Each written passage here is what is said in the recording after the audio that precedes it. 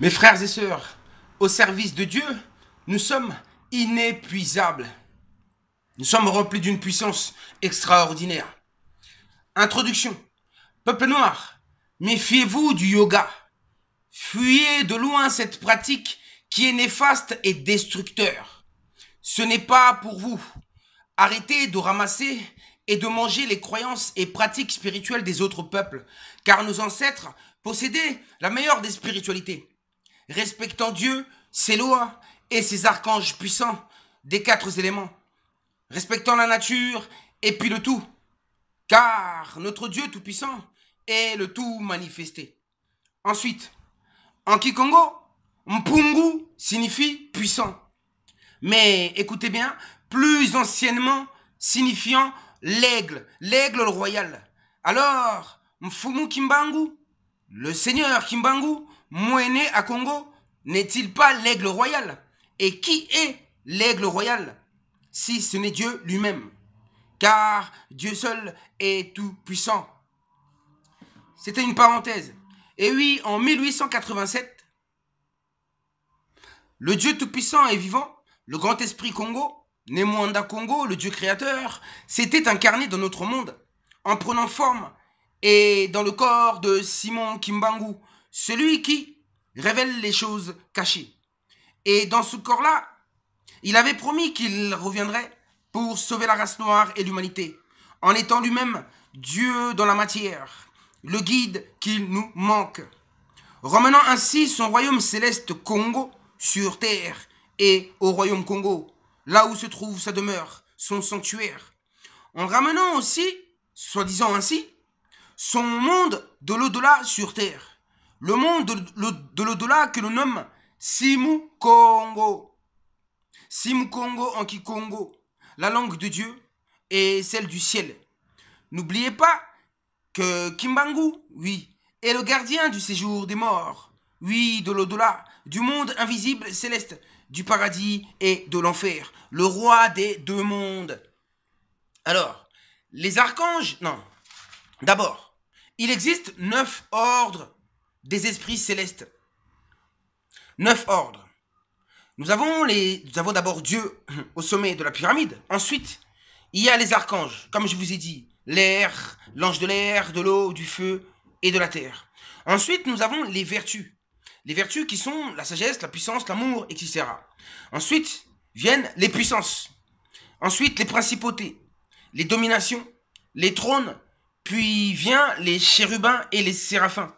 Donc là, cette fois-ci, nous allons nous intéresser aux chérubins et aux séraphins, ayant déjà traité les archanges et puis les anges. Et puis, quant aux vertus et aux puissances, on en parlera prochainement. Mais là, je le répète encore, vous parlez des chérubins et des séraphins. Mais qui sont-ils exactement, les chérubins et les séraphins? Et puis, prochainement, par la grâce de Dieu, nous parlerons des vertus, puissance, principauté, domination et trône. On ne doit jamais rester dans l'ignorance, mais tout faire pour tout connaître en demandant à la terre, à l'eau, au feu et à l'air, c'est-à-dire au Dieu vivant parmi nous et en nous.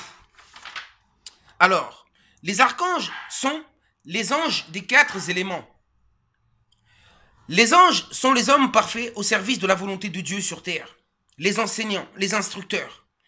Et puis, vient les chérubins, les séraphins, qui sont aussi,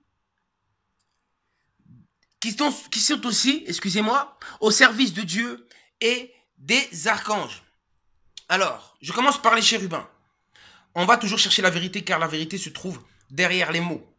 Chérubin, c'est cet enfant représenté avec des ailes aux joues gonflées. Ces ailes sont symboles de connaissance, de divinité, chez l'homme. Alors, allons chercher encore plus loin.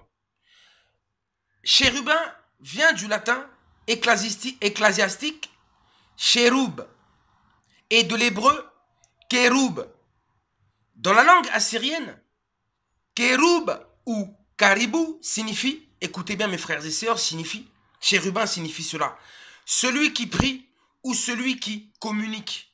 Celui qui prie Dieu et celui qui communique avec les anges, tout simplement, et communique avec Dieu. Celui-là signifie l'être humain, le serviteur de Dieu qui prie, qui communique avec les archanges des éléments, et donc avec Dieu. Tandis que Kérubim signifie lieu de vérité. Ensuite, je passe par séraphin.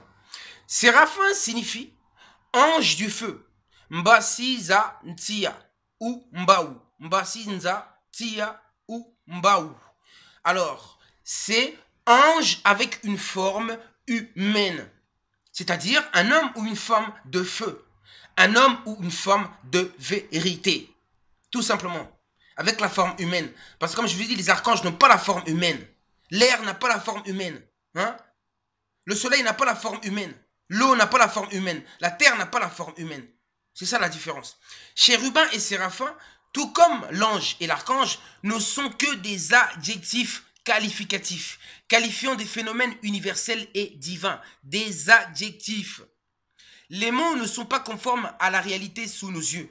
Et ils sont souvent trompeurs dans la langue de Molière ou occidentale, mis à part le Kikongo, la langue sacro-sainte divine par excellence, où la tromperie et l'erreur n'existent pas. Le Kikongo est la langue de Dieu, la langue de Nzambe, celle de la vérité, et non vicieuse dans l'état d'esprit.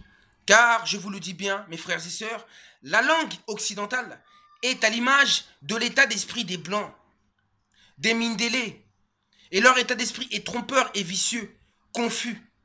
Signification même de Babel ou Babylone, signifiant la confusion.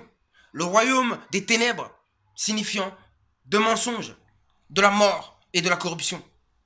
Enfin, on nous trompe, mes frères et sœurs, depuis longtemps à travers les représentations humaines fausses. Les anges, les chérubins, les ophanimes se trouvent et vivent sur la terre, au service de Dieu. Mais tous venons de la lumière de l'Esprit du Père, venons de la lumière et de l'Esprit du Père Tout-Puissant, l'Éternel Amakongo, le Dieu suprême. Donc, parmi vous, parmi les hommes, il existe des chérubins et des séraphins, ainsi que des anges, au service de Dieu. Ce sont ces êtres-là qu'on appelle séraphins, chérubins, anges.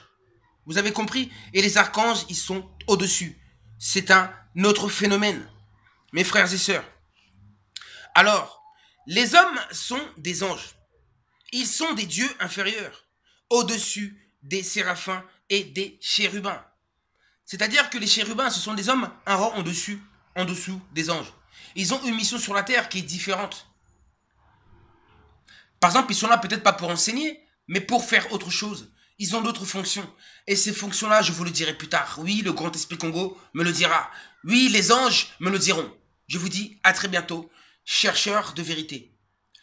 Mes frères et sœurs, c'est vraiment le réveil continu. Il y a tellement de richesse là-dedans, c'est tellement bon. On est resté tellement longtemps aveuglé que maintenant, il est temps enfin de savourer la lumière. Oui, de savourer la lumière. Oui, de pouvoir se nourrir justement de cette nourriture spirituelle. C'est ça la nourriture spirituelle dont se nourrissaient nos ancêtres dans les temps les plus reculés. Je vous dis à